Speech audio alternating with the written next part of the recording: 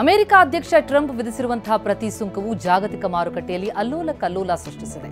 ಅಮೆರಿಕದ S&P 500 ಸೂಚ್ಯಂಕ 3.1ರಷ್ಟು, ನಾಸ್ಡ್ಯಾಕ್ ಸೂಚ್ಯಂಕ -4.0 ಕುಸಿತ ಆಗಿದೆ. ಇದರಿಂದ ಅಮೆರಿಕ ಮಾರುಕಟ್ಟೆ $6 ಟ್ರಿಲಿಯನ್ ನಷ್ಟ ಅನುಭವಿಸಿದೆ. ಪ್ರತಿ ಸುಂಕ ವಿಧಿಸಿರುವುದನ್ನು ಅಮೆರಿಕ ಅಧ್ಯಕ್ಷ ಡೊನಾಲ್ಡ್ ಟ್ರಂಪ್ ಸಮರ್ಥಿಸಿಕೊಂಡಿದ್ದಾರೆ.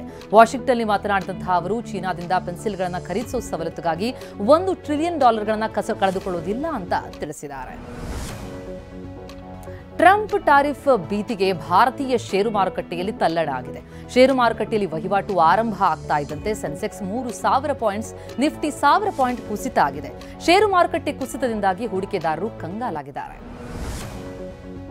ಟ್ರಂಪ್ ಟಾರಿಫ್ ಭೀತಿಗೆ ಭಾರತದ ಪರಿಷ್ಕೃತ ಕಂಪನಿಗಳ ಷೇರುಗಳು ಕುಸಿತ ಆಗಿದ್ದು, ಐಟಿ ಕ್ಷೇತ್ರದ ಇನ್ಫೋಸಿಸ್, ಟಿಸಿಎಸ್, ವಿಪ್ರೋ, ಟೆಕ್ ಮಹೀಂದ್ರಾ ಷೇರುಗಳು ಭಾರೀ ಕುಸಿತ ಆಗಿದೆ. ನಿಫ್ಟಿ ಐಟಿ ಸೂಚ್ಯಂಕ 3ರಿಂದ 6ರಷ್ಟು ಕುಸಿತ ಆಗಿದೆ. ಇನ್ನು ಆಟೋಮೊಬೈಲ್ ಕ್ಷೇತ್ರಕ್ಕೂ ಟ್ರಂಪ್ ಟಾರಿಫ್ ಎಫೆಕ್ಟ್ ತಟ್ಟಿದೆ.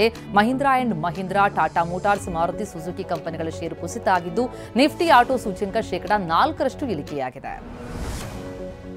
ಮೆಟಲ್ ಕ್ಷೇತ್ರದ ಕಂಪನಿಗಳಾದ ಟಾಟಾ ಸ್ಟೀಲ್, ಜೆಎಸ್ಡಬ್ಲ್ಯೂ ಸ್ಟೀಲ್ ಕಂಪನಿಗಳ ಷೇರುಗಳು ಕೂಡ ಕುಸಿತ ಆಗಿದೆ. ಫಾರ್ಮಾ ಕ್ಷೇತ್ರದ Aurobindo pharma, Laurus labs, Lupin, IPCL laboratories ಷೇರುಗಳು ಕೂಡ ಇಳಿಕೆಯಾಗಿದೆ. ಇನ್ನು ಟೊಮ್ಯಾಟೊ ಬೆಲೆ ಏಕಾಏಕಿ ಪಾತಾಳಕ್ಕೆ ಕುಸಿದಿದೆ. ಗದಗ ಎಪಿಎಂಸಿಯಲ್ಲಿ 25 ಕೆಜಿ ಕ್ರೇಟ್ ಟೊಮ್ಯಾಟೊ ₹50 ಮಾರಾಟವಾಗ್ತಾ ಇದೆ. ಪ್ರತಿ ಕೆಜಿಗೆ ₹2 ಸಿಗ್ತಾ ಇದೆ ಅಂತ ರೈತರು ಕಂಗಾಲಾಗಿದ್ದಾರೆ. ಬದನೆಕಾಯಿ, ನುಗ್ಗೆಕಾಯಿ ಬೆಲೆ ಕೂಡ ದಿಢೀರ್ ಕುಸಿತ ಆಗಿದೆ.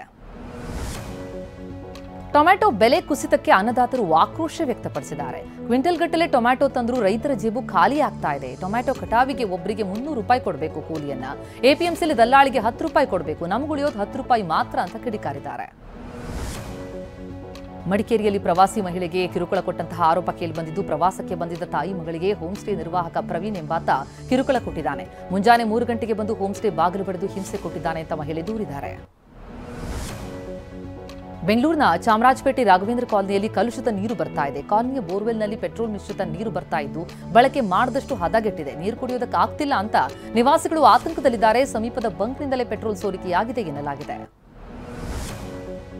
ಚಿನ್ನದ ವ್ಯಾಪಾರಿ ದರೋಡೆ ಕೇಸ್ನಲ್ಲಿ ಕಾಂಗ್ರೆಸ್ ಮುಖಂಡ ಜೈಪಾಲ್ ಸೇರಿ 4ರನ್ನ ಬಂಧಿಸಲಾಗಿದೆ. ಕೆಜಿಎಫ್ ಕಾಂಗ್ರೆಸ್ ಮುಖಂಡ ಜೈಪಾಲ್, ಚಾಲಕ ಪಾಷಾ, ಬಾಬು ಹಾಗೂ ಷಣ್ಮುಗಂನನ್ನ ಅರೆಸ್ಟ್ ಮಾಡಲಾಗಿದ್ದು, 3.5 ಕೆಜಿ ಚಿನ್ನ ಜಪ್ತಿ ಮಾಡಲಾಗಿದೆ. ಏಪ್ರಿಲ್ 2ಕ್ಕೆ ಚೇತನ್ ಜೈನ್ ಕಾರನ್ನ ಅಡ್ಡಗಟ್ಟಿ ದರೋಡೆ ಮಾಡಲಾಗಿತ್ತು. ಚಿಕ್ಕಮಗಳೂರು ಜಿಲ್ಲೆ ಹಲವೆಡೆ ಧಾರಾಕಾರ ಮಳೆಯಾಗಿದ್ದು, ತುಂಗಾ ನದಿ ತುಂಬಿ ಹರಿತಾ ಇದೆ. ನುಗ್ಗಿಮಕ್ಕಿ ಗ್ರಾಮದ ಬಳಿ ನದಿಯೋದಕ್ಕೆ ಈಜೋದಕ್ಕೆ ಅಂತ ಹೋಗಿದ್ದಂತಹ ಯುವಕ ಮನೋಜ್ ನಾಪತ್ತೆಯಾಗಿದ್ದಾನೆ. ಅಗ್ನಿಶಾಮಕ ದಳ ಸಿಬ್ಬಂದಿ ಮತ್ತು ಪೊಲೀಸರು ಹುಡುಕಾಟ ನಡೆಸ್ತಾ ಇದ್ದಾರೆ. ಚಿಕ್ಕಮಗಳೂರು ಜಿಲ್ಲೆಯಲ್ಲಿ ಮಳೆಯು ಅವಾಂತರಗಳನ್ನು ಸೃಷ್ಟಿ ಮಾಡಿದ್ದು, ಮೂಡಿಗೆರೆ ತಾಲೂಕಿನ ಬಕ್ಕಿ ಗ್ರಾಮದಲ್ಲಿ ಗಾಳಿ ಮಳೆಗೆ ಮರ ಬಿದ್ದು ಮನೆ ಮೇಲ್ಛಾವಣಿಗೆ ಹಾನಿಯಾಗಿದೆ. ಮನೆ ಕಳ್ಕೊಂಡ ಕವಿತಾ ಎಂಬುವರು ಕಂಗಾಲಾಗಿದ್ದಾರೆ.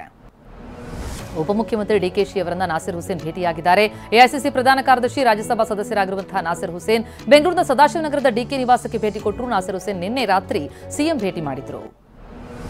ರಾಜ್ಯದ ಜನರಿಗೆ ರಾಜ್ಯ ಸರ್ಕಾರದ ಭ್ರಷ್ಟಾಚಾರ ತಿಳಿಸುತ್ತೇವೆ ಅಂತ ಬಿಜೆಪಿ ರಾಜ್ಯಾಧ್ಯಕ್ಷ ವಿಜೇಂದ್ರ ಹೇಳಿದ್ದಾರೆ.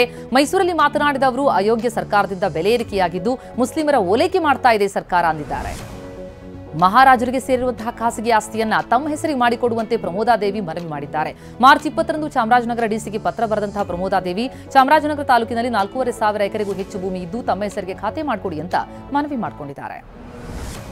ಅಪ್ರಾಪ್ತ ವಿದ್ಯಾರ್ಥಿನಿ ಮೇಲೆ ಅತಿಥಿ ಶಿಕ್ಷಕ ಅತ್ಯಾಚಾರ ಮಾಡಿದ್ದಾನೆ ಅಂತ ಆರೋಪಿಸಲಾಗಿದೆ. ಕಲಬುರಗಿ ಜಿಲ್ಲೆಯ ಆಳಂದ ತಾಲೂಕಿನ ಮಾದನಹಿಪ್ಪರ್ಗ ಪೊಲೀಸ್ ಠಾಣಾ ವ್ಯಾಪ್ತಿಯಲ್ಲಿ ಅತಿಥಿ ಶಿಕ್ಷಕ ಶಿವರಾಜ್ ಎಂಬಾತ ಮನೆಗೆ ನುಗ್ಗಿ ಅತ್ಯಾಚಾರ ಮಾಡಿದ್ದಾನೆ. ಕಾಮುಕ ಶಿಕ್ಷಕನನ್ನ ಮಾದನಹಿಪ್ಪರ್ಗಿ ಪೊಲೀಸರು ಬಂಧಿಸಿದ್ದಾರೆ. ಯಾದಗಿರಿ ಮಲ್ಹಾರ್ ಗ್ರಾಮದಲ್ಲಿ ಜಾಬ್ ಕಾರ್ಡ್ ಪಡೆದು ಕೂಲಿ ಹಣ ಎದುರಿಸ್ತಾ ಇದ್ದಾರೆ. ಪಂಚಾಯಿತಿ ಹಣ ಎದುರಿಸೋದಕ್ಕೆ ಪುರುಷರು ಸೀರೆ ಉಟ್ಟು ನಾಟಕ ಮಾಡ್ತಿದ್ದಾರೆ. ಖದೀಮರಿಗೆ ಭ್ರಷ್ಟ ಅಧಿಕಾರಿಗಳು ಸಾಥ್ ಕೊಡ್ತಿದ್ದಾರೆ ಎನ್ನುವ ಗಂಭೀರ ಆರೋಪ ಕೇಳಿಬಂದಿದೆ. ಶಾಲಾ ಮಕ್ಕಳಿಂದ ಶಾಲಾ ಶೌಚಾಲಯ ಸ್ವಚ್ಛಗೊಳಿಸಿದ ಆರೋಪ ಕೇಳಿಬಂದಿದ್ದು, ಬೆಂಗಳೂರಿನ ಯಲಹಂಕ ಸರ್ಕಾರಿ ಪ್ರೌಢಶಾಲೆಯಲ್ಲಿ ಮಕ್ಕಳು ಶೌಚಾಲಯದ ಮುಂದೆ ಸ್ವಚ್ಛ ಮಾಡುವ ವಿಡಿಯೋ ವೈರಲ್ ಆಗಿತ್ತು. ಮಾನವ ಹಕ್ಕು ಶಿಕ್ಷಣ ಇಲಾಖೆಗೆ ಸಾಮಾಜಿಕ ಕಾರ್ಯಕರ್ತ ಬೆಳ್ತೂರು ಪರಮೇಶ್ ದೂರು ಕೊಟ್ಟಿದ್ದಾರೆ. ವಕ್ಫ್ ತಿದ್ದುಪಡಿ ಕಾಯ್ದೆ ಜಮ್ಮು ಕಾಶ್ಮೀರ ವಿಧಾನಸಭಾ ಅಧಿವೇಶನದಲ್ಲಿ ಗಲಾಟೆ ಮಾಡಿಸಿದೆ. ಕಾಯ್ದೆಯ ಮೇಲಿನ ನಿಲುವಳಿ ಸೂಚನೆಗೆ ಅವಕಾಶ ನೀಡದ ಸ್ಪೀಕರ್ ವಿರುದ್ಧ ಎನ್ಸಿ ಮತ್ತು ವಿರೋಧ ಪಕ್ಷದ ಶಾಸಕರು ಪ್ರತಿಭಟನೆ ಮಾಡಿದ್ರು. ಗಲಾಟೆ ಹೆಚ್ಚಾಗ್ತಾ ಇದ್ದಂತೆ ಕಲಾಪ ಮುಂದೂಡಲಾಯಿತು. ತಮಿಳುನಾಡಿನಲ್ಲಿ ಜಾರಿ ನಿರ್ದೇಶನಾಲಯದ ಅಧಿಕಾರಿಗಳು ದಾಳಿ ಮಾಡಿದ್ದಾರೆ. ಚೆನ್ನೈನಲ್ಲಿರುವಂತಹ ಟ್ರೂ ವ್ಯಾಲ್ಯೂ ಹೋಮ್ಸ್ ಬಿಲ್ಡರ್ಸ್ ನಿವಾಸದ ಮೇಲೆ ಇಡೀ ಶೋಧ ನಡೆಸ್ತಾ ಇದೆ. ರಾಜ್ಯ ಸಚಿವ ಕೆಎನ್ ನೆಹರು ಅವರೊಂದಿಗೆ ಟಿವಿಎಚ್ ಸಂಪರ್ಕ ಹೊಂದಿದೆ ಅಂತ ಆರೋಪಿಸಲಾಗಿದೆ. ಬಹುಭಾಷಾ ನಟಿ ಅನುಷ್ಕಾ ಕೇರಳದ ರಾಜ್ಯದ ಕಾಸರಗೋಡು ಜಿಲ್ಲೆ ಮದೂರಿನ ಮದನಂತೇಶ್ವರ ಸಿದ್ಧಿವಿನಾಯಕ ದೇಗುಲದಲ್ಲಿ ಯಾಗ ಮಾಡಿಸಿದ್ರು. 128 ತೆಂಗಿನಕಾಯಿ ಅಷ್ಟದ್ರವ್ಯ ಮಹಾಗಣಪತಿ ಯಾಗ ಮಾಡಿಸಿದ್ದು 14 ವರ್ಷಗಳ ಬಳಿಕ ಅಷ್ಟಬಂಧ ಬ್ರಹ್ಮ ಕಳಸೋತ್ಸವವನ್ನು ಮಾಡಿಸಿದ್ದಾರೆ.